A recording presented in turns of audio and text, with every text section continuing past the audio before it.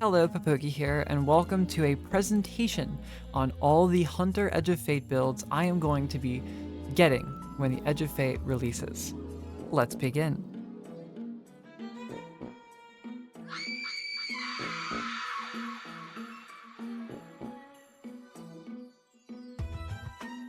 Starting off strong, we have an Assassin's Cowl Arc Hunter build focusing on Tempest Strike. So, Combination Blow got buffed from 309 to 400%, and Tempest Strike is going to taketh upon the melee damage increase, and based on the wording of the TWAB, it seems like Tempest Strike will be able to build Combination Blow stacks on kills. This means you will have a slide melee that has a 400% increased damage. We are going to pair that with a full Paragon set to have 200 melee to add a 30% multiplicative buff on top of that, making this one of the highest damaging slide melees we have ever seen in Destiny. It's quite crazy. The reason we are pairing this with Assassin's Cowl is that every time our Tempest Strike gets a kill, we are going to get a full health refresh and 7 to 13 seconds of invisibility on said kill. We are keeping our grenade at 70, so we have a good cooldown on our blinding grenade, because with the jolting fragment, this grenade can both stun overloads and unstoppables, and it is very strong. If you have not tried it, you can try it right now. It's fantastic. A change made in Edge of Fate is that Gambler's Dodge no longer has the 15-meter restriction applied to it, which means you can Tempest Strike and then dodge way far away, and you're gonna get your melee back still, right? That's fantastic. And with 100 class and flow state, we are going to be getting our Gambler's Dodge ridiculously fast. And a holdover from Paragon is we are going to be having a 150 super. It is a holdover, so it's not entirely a part of the build, but this means that you're going to get your whatever arc super you equip, probably arc staff, way faster, and is going to deal around 22% more damage.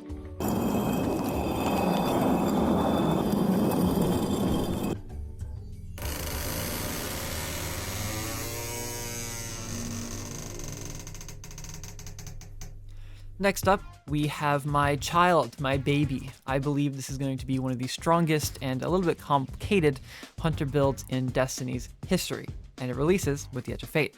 This is a Speedloader Slacks PvE build. You heard it right there. You heard it right, folks. So this is a damage build utilizing Tether and Speedloader Slacks.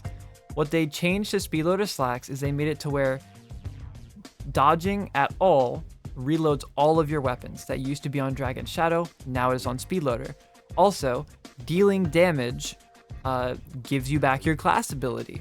So in Edge of Fate, our class ability regen is already within the 10 to 5 second mark on Hunter if you have 100 class, and any benefits like Amplification on Hope, Radiant on Hope, and Winter's Shroud.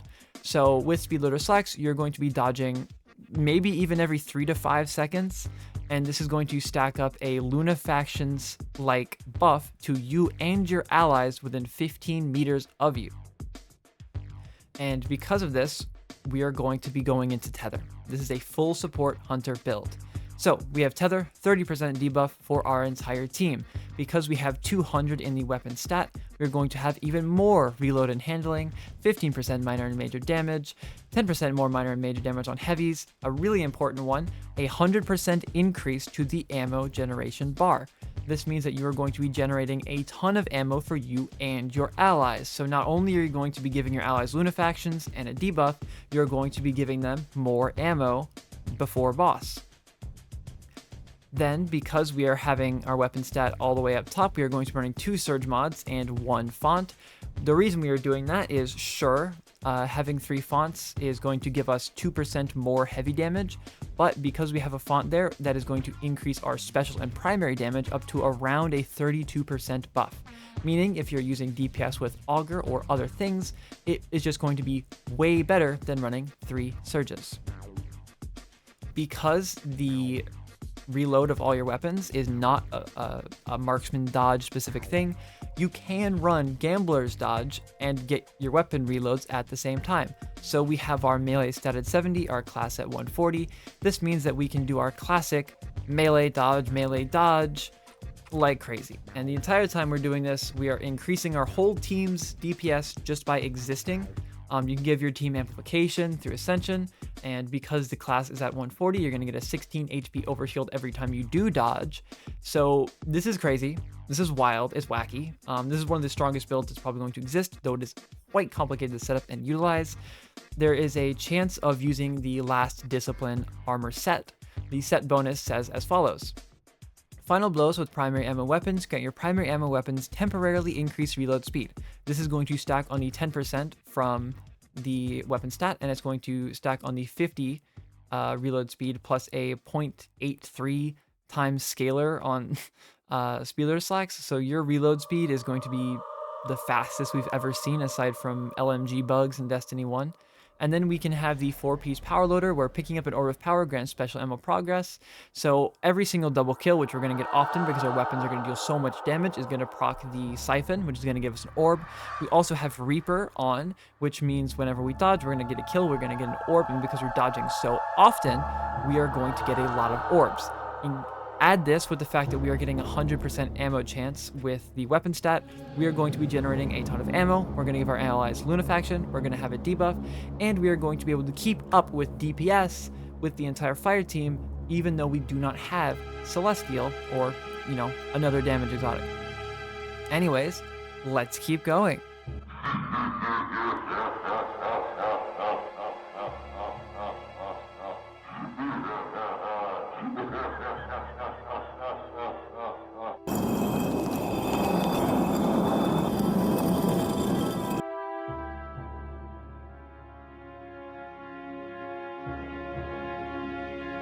Here we have Fealty for the 100th time. Everybody on this channel knows Fealty is a fantastic exotic, and with the Edge of Fate, a class stat above 70 is going to regen nearly 2 melees in one dodge if you have the Shuriken equipped, right? So you could throw 2 Shurikens, dodge, and you'll get like 1 and a 60% of another. Which is pretty insane. And the combination of Winter and Hope, which is going to give us Radiant on hit with our Shurikens, and then that Shuriken is going to apply Slow, which is going to give you a 300% increased by 100 and whatever percent on the class stat. You're going to dodge around 10 seconds or less, which is going to give you an overshield. It is going to give you 50% DR. It's going to give you multiple Shurikens. But you do have to dodge within 9 meters of an enemy to make sure that Winter's Shroud does proc. We also have 70 Grenade to make sure we always have our Grapple and Dusk Field still at a relatively okay cooldown, with 150 super holdover with Paragon, so we can get our Silk Strike back super fast. So this is taking the classic Fealty build and basically giving you the uptime of Transcendence Shuriken spam at all times. Hallelujah. Continuing on.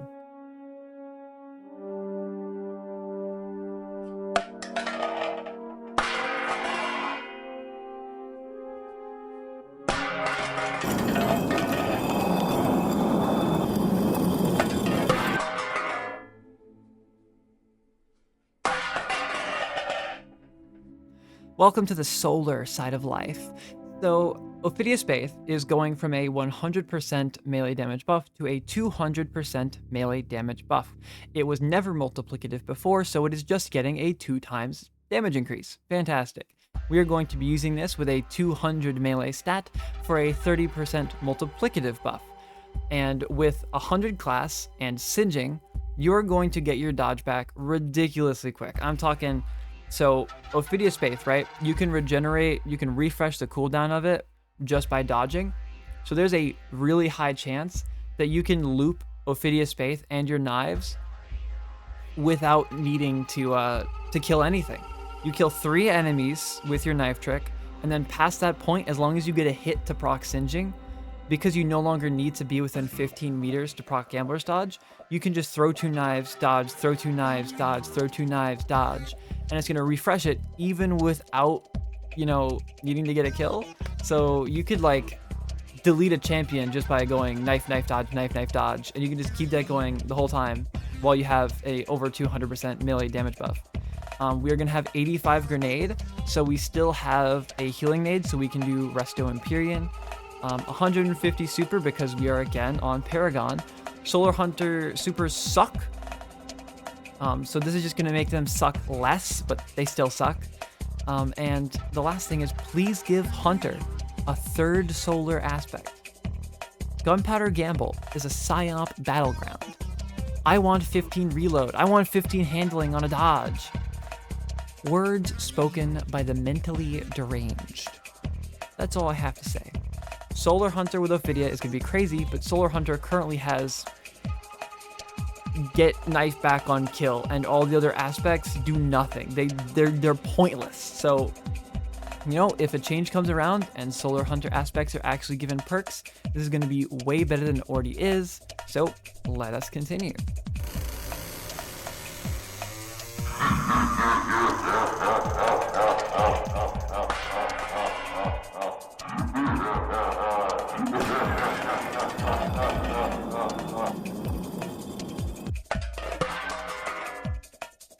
The classic Not Swap Celestial. There's a good chance that in Edge of Fate, Not Swap is going to be a permanent modifier. I have no problems with this, but what this means is we need a Not Swap Celestial damage loadout. So here it is. We're going to run 200 super, so we get a 45% super damage buff for Celestial. Crazy. And we are running 100 weapons because super energy gained percent from 0 to 100 affects active damage in the game. So like right now, you deal damage to your primary, you get your super energy back. That is going to also scale off your super stat. And then your weapon stat is going to further increase that amount of generation because it's going to give flat damage increases to your weapons. So if you use 100 weapons with Fatebringer, with 100 super, you're going to get your Celestial back in like no time. We're talking like 30-second or less cooldown. You could probably kill majors with it before damage and still have it up for damage. This is a cookie cutter build. You can rock super black with this and scream red power, red dodge, and you'll fit in perfectly because we have 145 melee and 71 class, which means we're gonna have the melee spam and dodge spam of before Edge of Fate, but it just does more. The only thing we are lacking in this build is the grenade department, but hunters usually run grapple, and you don't use it that much, so you're not going to notice the fact that it has lower grenade. But yeah, you're just going to do more damage. Your neutral game is going to be really good. Your super is going to do a ton of damage. And yeah, I should mention that the chart on the right and all of this, plus a link to that chart and being able to modify and customize it yourself to see all of these builds and actually have them ready for Edge of Fate, you can just check in the description for the Discord, and in there's a build section in the Discord. All of these links to all the builds and where they are going to be in there. So if you want to see them and you want to interact with them for day one, all of that information is inside the Discord. Anyways, please add Not Swap. It's all I have left. You can't go wrong. Let's continue.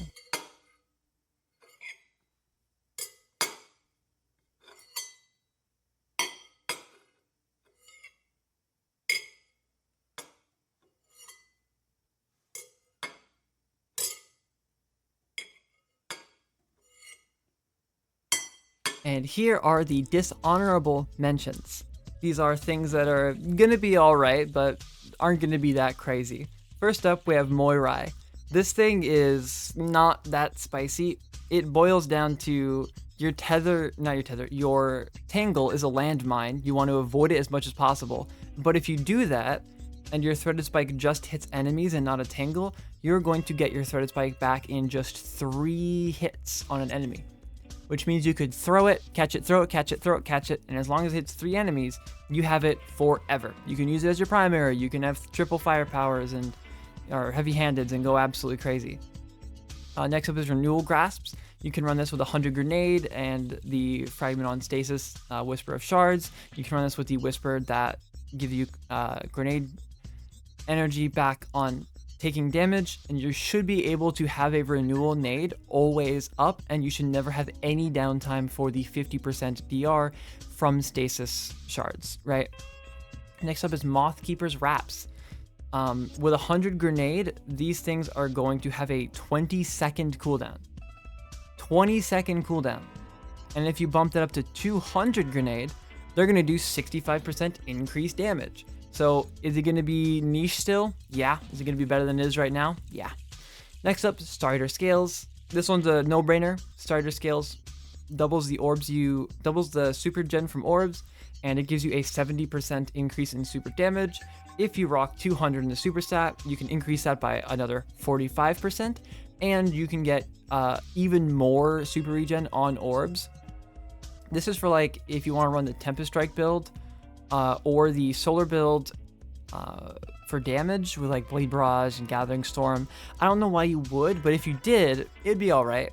Next up is a exotic class item with Inmost Light and Synthoceps utilizing Grapple. If Grenade 65% and Melee 30% stack the damage buffs with Synthoceps. So 2 additive, 1 multiplicative, right? This could be like a nuclear bomb of a grapple melee, right? We're talking like instant boss killer grapple melees. Anyways, that's that. On our way. And welcome to the member, the Megar Zuin. The Megar Zuin, welcome. Thank you for being a member. Davy, Maya, Erwin, Frog Cat Dog, Zephyr, Strong, Tall, Handsome, Muscular, Raw, Dominant Man, Static Gray, Kikiri, Rimu, Fernando Zawardo, Chichikun, Asp, Thermetro, Joy-Con, Pukang Kang, Tenor, Mark, It's Purple, Second Minx, and A Equitas. These are basically all the builds that I'm going to be hunting for.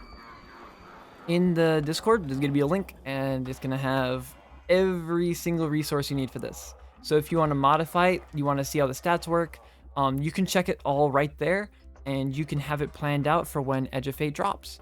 All right, that's all I have to say for the day. Enjoy your day.